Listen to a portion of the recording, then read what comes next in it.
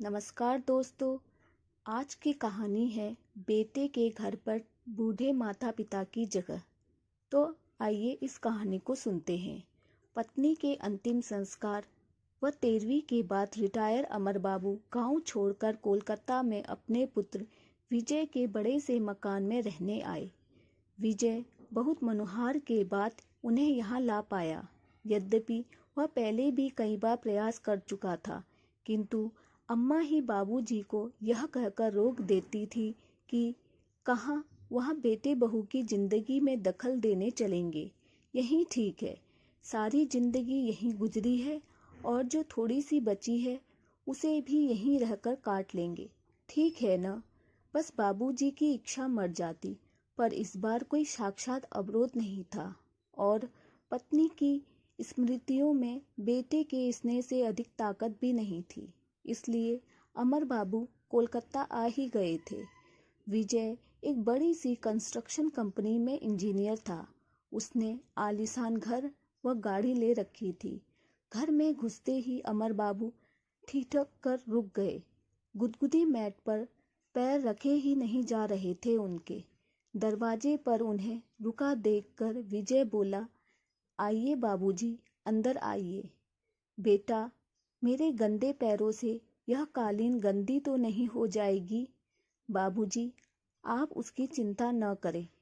आइए, यहाँ सोफे पर बैठ जाइए। सहमे हुए कदमों से चलते हुए अमर बाबू जैसे ही सोफे पर बैठे तो उनकी चीख निकल गई, अरे रे, मर गया रे। उनके बैठते ही नरम और गुदगुदा सोफा की गद्दी अंदर तक धंस गई थी। इससे अमर बाबू चिहुक कर चीख पड़े थे। चाय पीने के बाद विजय ने कहा, बाबूजी, आइए आपको घर दिखा दूं अपना। जरूर बेटा, चलो। बाबूजी, यह है लॉबी जहां हम लोग चाय पी रहे थे। यहाँ पर कोई भी अतिथि आता है तो चाय नाश्ता और गपशप यहीं होती है। यह डाइनिंग हॉल है, यहाँ पर हम लोग खाना खाते हैं। बाबूजी, यह रसोई है और इसी रसोई से जुड़ा हुआ यह भंडार गृह है। यहाँ रसोई से संबंधित सामग्री रखी जाती है। यह बच्चों का कमरा है। तो बच्चे क्या अपने माँ बाप के साथ नहीं रहते? बाबूजी, यह शहर है। यहाँ बच्चे को जन्म से ही अलग सोने की आदत डालनी पड़ती है। माँ तो बस समय समय पर उसे दूध पिला देती है और उसके शेष कार्य आया आकर कर जाती है।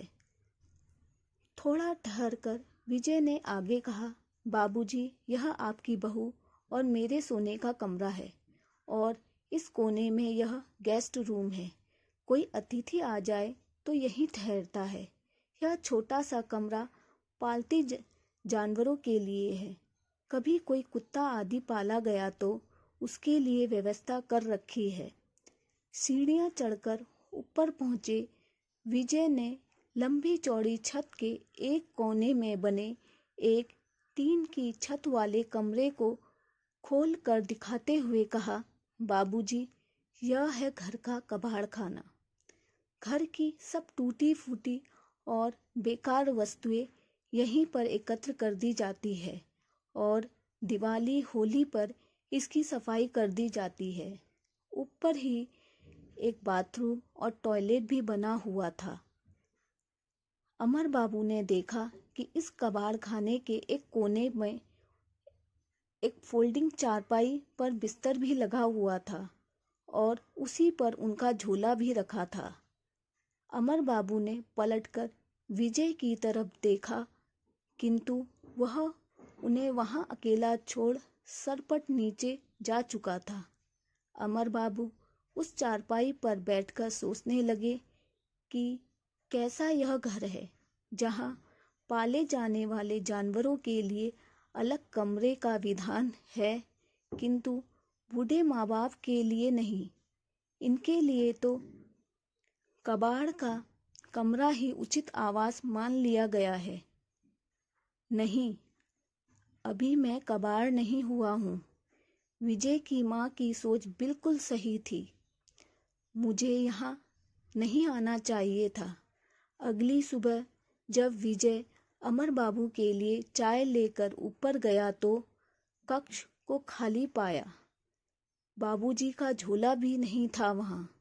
उसने टॉयलेट व बाथरूम भी देख लिए, किंतु बाबूजी वहाँ भी नहीं थे। वह झट से उतरकर नीचे आया तो पाया कि मेन गेट खुला हुआ था। उधर अमर बाबू टिकट लेकर गांव वापसी के लिए सवेरे वाली गाड़ी में बैठ चुके थे। उन्होंने कुर्ते की जेब में हाथ डालकर देखा कि उनके अपने घर की चाबी मौजूद थी। उन्होंने उसे कसकर मुट्ठी में पकड़ लिया। चलती हुई गाड़ी में उनके चेहरे को छू रही हवा उनके इस निर्णय को और भी मजबूत बना रही थी और घर पहुंचकर उन्होंने चैन की सांस ली। दोस्तों, जीवन में अपने बुजुर्ग माता पिता का उसी प्रकार ध्यान रखें जिस प्रकार माता पिता बचपन में आपका ध्यान रखते थे, क्योंकि एक उम्र के बाद बचपन फिर से लौट आता है। इसलिए उस पड़ाव पर व्यस्त जिंदगी में से कुछ पल निकालकर उन्हें भी थोड़ा समय दें। आशा करती हूँ कि यह कहानी आपको पसंद आई होगी। अगर पसंद आए तो इस वीडियो को लाइक कीजिए।